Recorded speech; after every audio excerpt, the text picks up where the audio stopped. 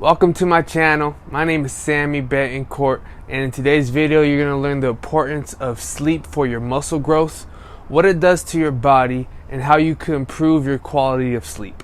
If you're somebody who is training constantly, you're eating all the right foods, yet you're getting less than 7 hours of sleep a night, then you're missing out on a third of your gains. But don't you fret, because by the end of this video, you're going to get my top strategies for getting more sleep in a night and improving the quality of that sleep.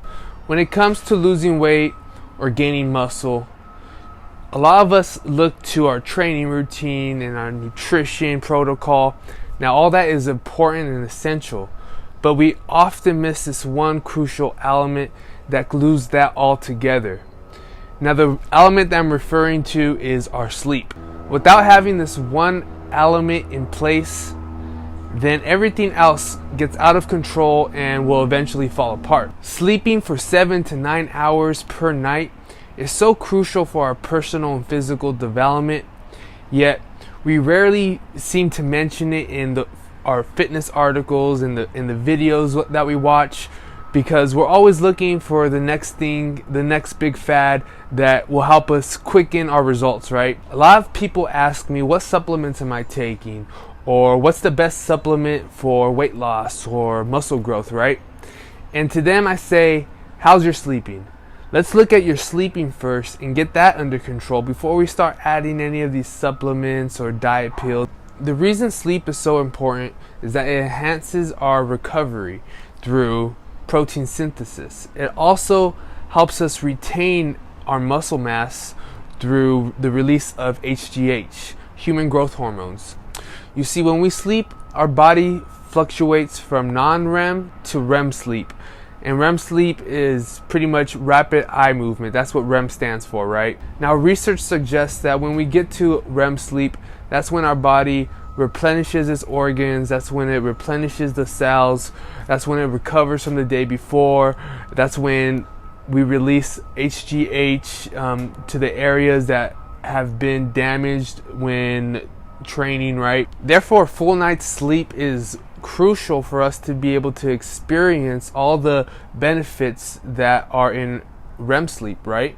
So if you're not getting 7 to 9 hours of sleep per night, then your body's not going back and forth from non-REM to REM sleep enough times to be able to properly release HGH, to properly clean out your digestive system, and to really experience all the benefits of having a good night's sleep. And this is in regards to your muscle growth, right? But there's also a lot of other benefits to getting a good night's sleep. You know, you're gonna have the energy throughout the day. You're not gonna feel down or groggy.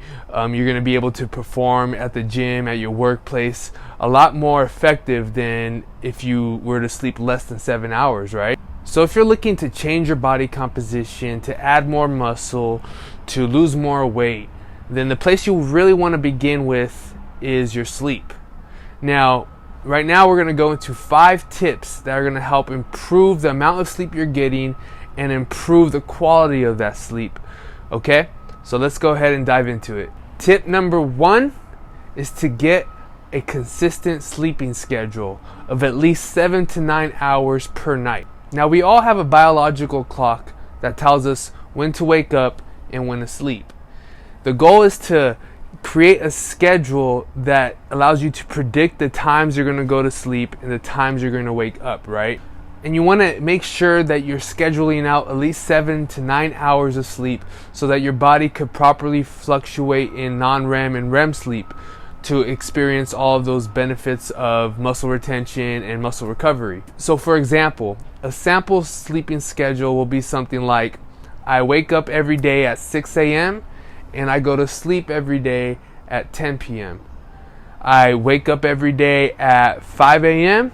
and I go to sleep every day around 9 p.m., right?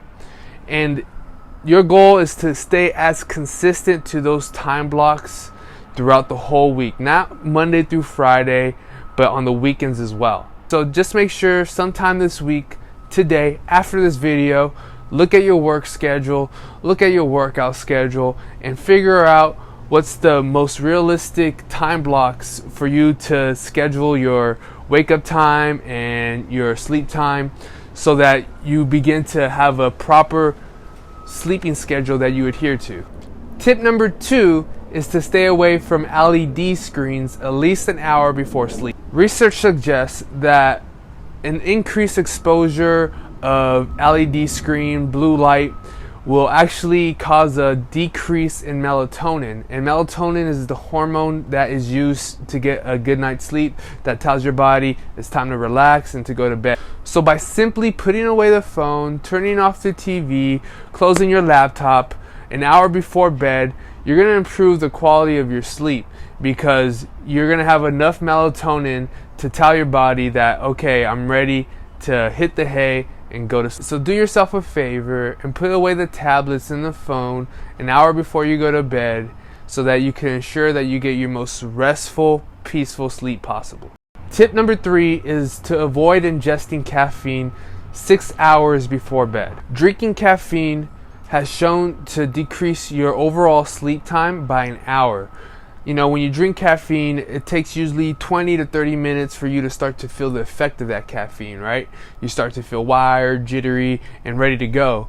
And that same stimulus stays in your system for about 3 to 6 hours after ingesting that caffeine.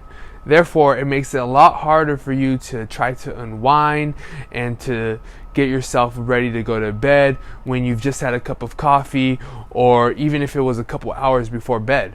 For most people, the stimulus of caffeine makes it hard for them to fall asleep, which makes it difficult for them to adhere to their sleeping schedule. So yes, you could be going to sleep every day at 10 o'clock and waking up every day at 6 o'clock.